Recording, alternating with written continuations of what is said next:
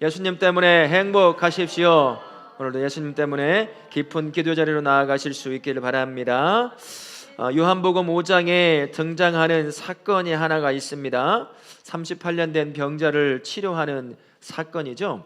이 사건 때문에 예수님이 큰 오해를 사게 됩니다. 치료 때문에 문제가 아니라 어느 날 치료를 하게 되죠? 안식일 날 치료를 하게 됩니다. 그래서 안식일을 어겼다라고 여기며 유대 사람들이 참 싫어하는 장면이 나오죠. 그리고 그 다음에 우리가 읽었던 말씀을 아들에게 주신 권한에 관한 이야기를 하는 거죠. 주일에 안식일의 주인이신 아들이신 예수께서 그 안식일에 병든 자를 치료하는 일이 마땅하다라고 하는 것을 보여주기 위해 그 말씀을 하고 있는 겁니다. 오늘 말씀을 통해서 성도된 자, 예수와 동행하는 삶을 사는 성도가 어떤 정체성을 가지고 어떻게 살아야 할지를 우리에게 가르쳐 주고 있습니다. 19절부터 20절 말씀 같이 한번 읽어볼까요? 시작. 아들이 아버지께서 하시는 일을 보지 않고는 아무것도 스스로 할 수 없나니 자기가 행하신 것을 다 아들에게 보이시고 또 그보다 더 큰 일을 보이사. 하나님이신 예수님이 이 땅에 오셔서 하셨던 모든 일들은 보내신 아버지 하나님이 하신 말씀을 성취하는 삶을 사셨습니다. 그가 이 땅에 내려오는 것부터 해서 십자가에 죽으시고 부활하시고 하늘로 승천하는 모든 삶의 과정은 예수께서 하나님이심에도 불구하고 자기 마음대로 자기 뜻대로 한 일이 하나도 없습니다. 어떻게 하셨죠?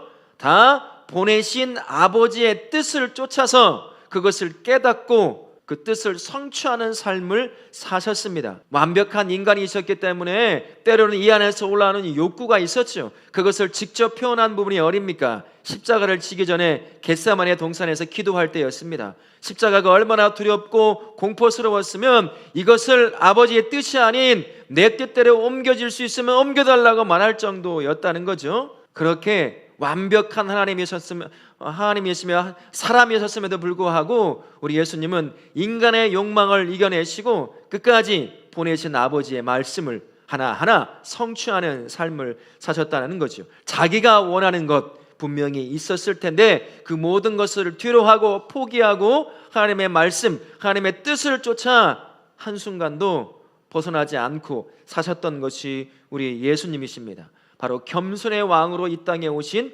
예수의 모습을 우리에게 보여주게 되는 거죠. 그분이 지금 저와 우리 안에 계십니다. 하나님의 뜻을 깨닫고 그 뜻을 쫓아 사셨던 예수 그리스도가 우리 안에 주인으로 모셔져 있는 거죠. 그분이 왜 우리와 동행하실까요? 우리가 누구게요? 나와 동행하시는 이유가 뭡니까? 자신이 그렇게 하나님의 뜻을 깨닫고 그 뜻을 쫓아 순종하며 살았던 것처럼 저와 우리도 내 죄된 속성이 욕망이 요구하는 삶이 아니라 우리 하나님이 나를 향하여 가지고 있는 뜻이 뭔지 그것을 깨닫고 그 뜻에 순종하여 사는 삶을 살게 하시려고 그렇게 직접 삶으로 우리에게 보여주신 거죠. 심지어 지금은 성령 하나님을 통해서 누구와 함께 하시는 겁니까? 나와 함께 하시는 거예요. 그래서 네 욕망대로 네가 원하는 대로 살지 말고 내가 그랬던 것처럼 욕망을 내려놓고 죄된 욕심을 내려놓고 하나님은 널 향해 너희 교회를 향해 가지고 있는 뜻이 무엇인지 깨닫고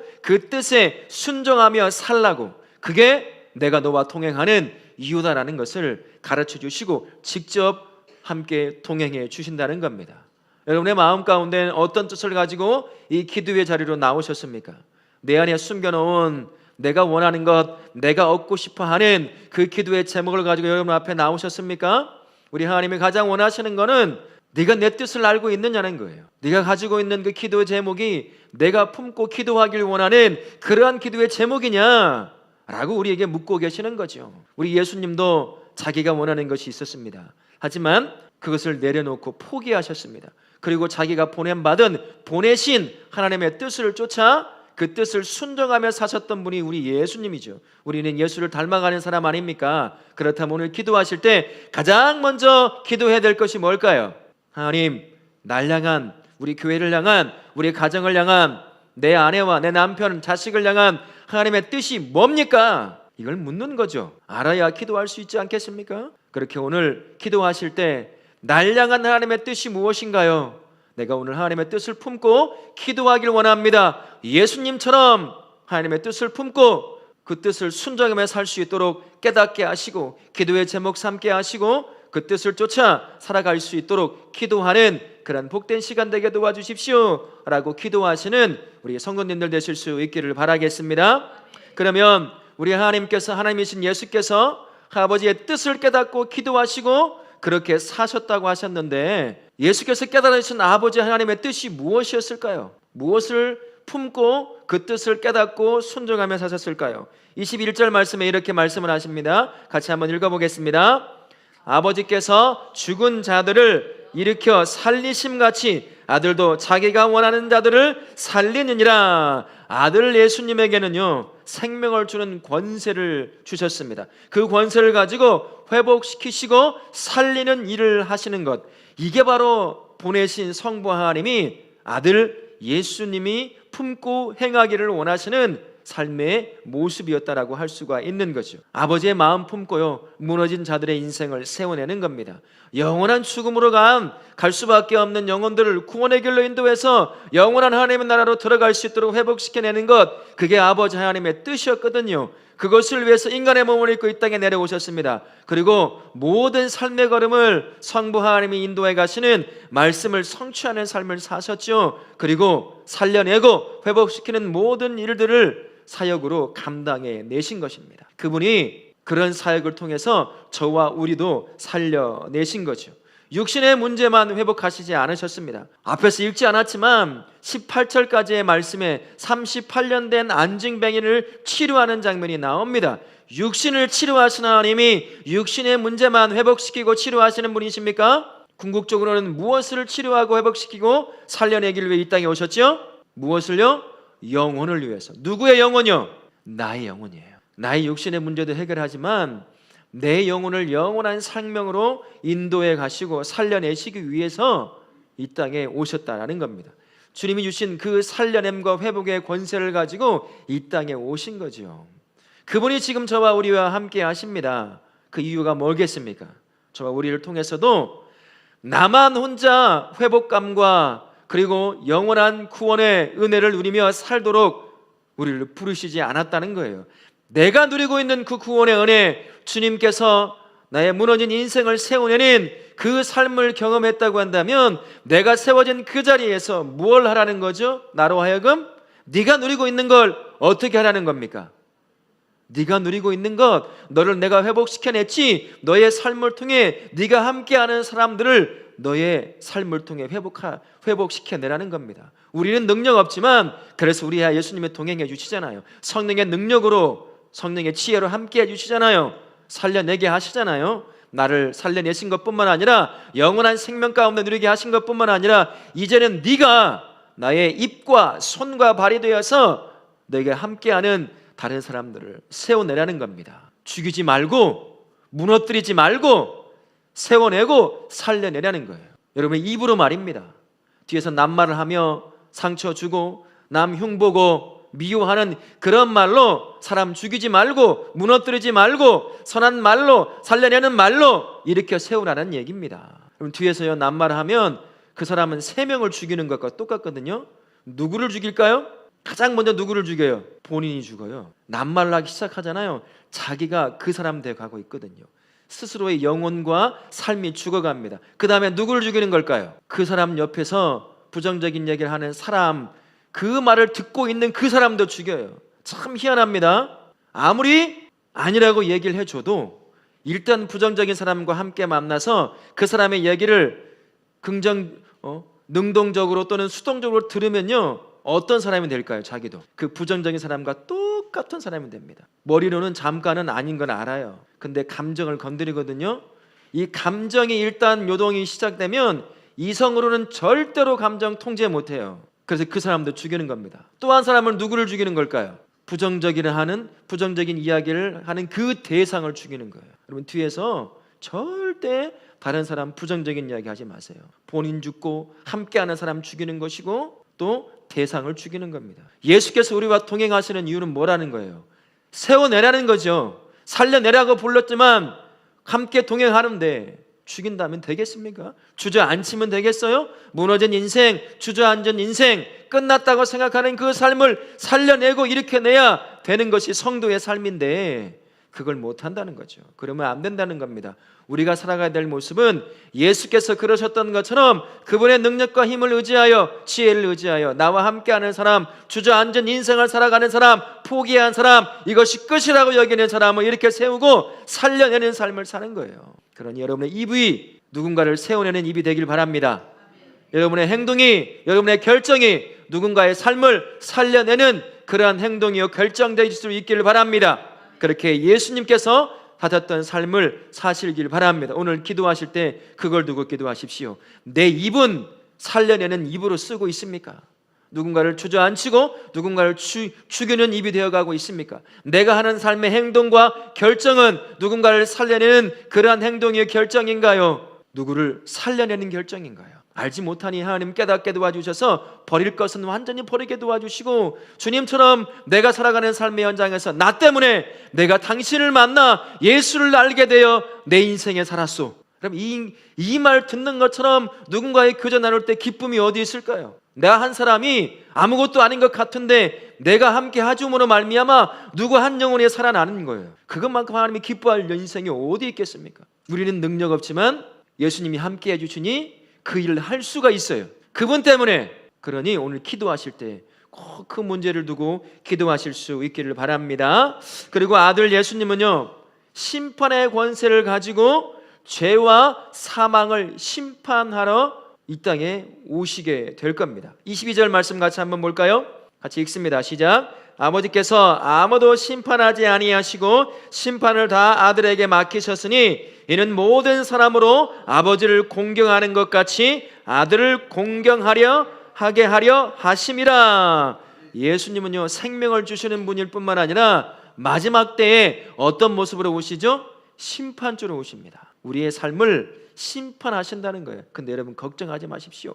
진짜 여러분이 예수 그리스도를 구주로 믿고 그분과 함께 동행하는 인생이라고 한다면 심판의 그때는 두려움의 날이요, 걱정의 날이요, 염려의 날이 아닙니다. 그날은 어떤 날이 될까요? 심판의 날에는요, 나의 위로의 날이 돼요. 왜 그렇죠? 이 몸을 입고 우리가 살아가잖아요. 동시에 하늘나라를 살아갑니다. 끊임없는 갈등을 살아가던 이 몸이 이제는 영원한 하나님에 들어가서, 나라에 들어가서 이 땅에서는 상상할 수 없는 그 평안함 가운데 안식을 누리며 살 수 있기에 심판은 우리에게 두려운 날이 아니라 위로의 날이 되는 거야. 아, 이제야 이 갈등에서 벗어날 수 있구나. 이 아픔에서 벗어나 진짜 영원한 나라에 살아가게 되는구나. 그 날이니까. 그래서 두려운 날이 되지 않아요. 물론 이 육신이 죽는 것은 두렵습니다. 그래서 제가 언젠가도 말씀드렸잖아요. 저는 자다가 그냥 하나님 데려갔으면 좋겠다고. 병들지 않고 저녁밥 잘 먹고 아내랑 이야기하다가 편하게 잤는데 하나님은 쏙 데려가요. 자는데 아무도 안 무서울 거 아니에요. 근데 병실에 누워가지고 끙끙 앓다가 숨이 막 넘어가려고 하는 걸 다 경험한다면 얼마나 공포스러울까요? 그래서 저는 그래요.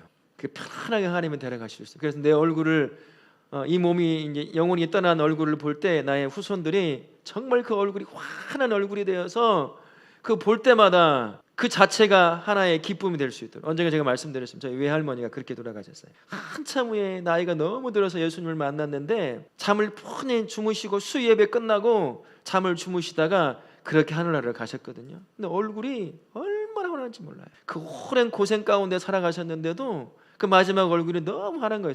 저도 그렇고 그날 그래서 초상집이 아니었어요.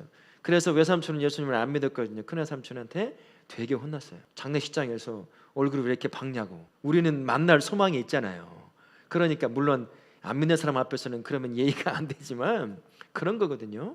죽으면 때로는 두렵지만 그럼에도 불구하고 우리에게 두려움은, 죽음이라고 하는 것은 한편으로는 어떤 거라는 거예요? 위로가 되는 거예요. 이 땅의 아픔을 이제 완전히 끝내고 영원한 안식, 영원한 평안한 가운데 들어오니까 말이죠. 그런데 문제는 그겁니다. 우리만 그걸 누려야 되는 존재인가요? 나만 그것을 소망하며 살아가야 되는 존재인가요? 아니죠. 우리 주변에 여러분의 가족들 중에 아직 죽음에 대해서, 마지막 때에 대해서 두려움을 끌어안고 살아가는 사람이 있다는 거죠. 내가 마지막 때를, 심판의 때를 두려움이 아니라 소망으로 바라보고 위로함으로 기다릴 수 있는 것처럼 그 누군가도, 나와 함께하는 사람이 나 때문에 예수를 만나 그도 똑같이 마지막 때를, 죽음이라고 하는 것을 한편으로는 위로함으로 받을 수 있도록 만들어줘야 하는 거죠. 그래서 그 심판주이신 예수께서 나와 함께 하시는 겁니다. 나로 하여금 마지막 때를 두려움이 아니라 위로함으로 품고 살게 만드신 그분이 나와 동행하시면서 나를 통해 한 영혼을 그렇게 살게 만들기를 원하시는 거죠. 여러분의 남편일 수도 있고, 아내일 수도 있고, 여러분의 자녀일 수도 있습니다. 여러분의 부모일 수도 있어요. 그 부르심에 여러분 응답하십시오. 심판에 관해서 이야기하는 것 참 불편스럽습니다. 지옥 여러분 이야기하는 게 쉬울까요? 엄마, 예수 안 믿으면 지옥 가요. 여보, 예수 안 믿으면 지옥 가. 영혼이 죽는다고. 그 말이 쉽겠습니까? 그 말 듣는 사람은 어떨까요? 뒤통수 한 대 얻어 터지는 거죠. 쉽지 않습니다. 그리고 여러분 유튜브를 통해서 설교를 한번 들어보세요. 지옥 얘기 하는 사람 거의 없어요. 이제 들어보세요. 유명한 설교자들도 그렇고 없어요. 죄 얘기도 잘 안 하려고 합니다. 왜 그럴까요? 사람들이 싫어해요. 그냥 내 마음 평안하게 해주는 것, 내 위로해 주는 것, 나 잘되게 만들어 주는 것, 내 간지러운 부분만 긁어주는 것, 그런 소리만 듣기 좋아하지. 그래서 저도 참 힘들 때가 있어요. 주일 오전 아침에 설교를 해야 되는데 때로는 죄에 관해서, 영원한 죽음에 관해서, 멸망에 관해서, 영원한 지옥에 관해서 해야 되는데 한편으로는요 굉장히 부담스러워요. 어떤 사람은 주일날 한 번만 딱 오는 분이 계시거든요. 근데 그들이 와서 힘든 삶을 살다가 왔는데 위로함을 얻고 또 힘을 얻어 살아가야 될 텐데 막 지옥 얘기하고 죄 얘기하고 회개하라고 얘기하면 그 마음이 얼마나 무겁게 지고 또 갈까. 그래서 한편으로는 참 부담스럽지만 그래도 저는 하려고 합니다. 그게 제가 해야 할 일이고 부담스럽지만 우리 입에서 나와야 돼요. 그 눈으로 나와 함께하는 가족들 볼 수 있어야 됩니다. 그것 때문에 눈물 흘릴 수 있어야 돼요. 그게 우리가 예수와 동행하는 삶입니다. 그러라고 나와 동행하시는 거예요. 나 때문에 영원한 죽음이 있다는 것을 알아야 한다는 거죠. 나 때문에 그렇지 않고 예수 앞에 나와 영원한 생명을 누릴 수 있음을 발견할 수 있어야 되는 거 아니겠습니까?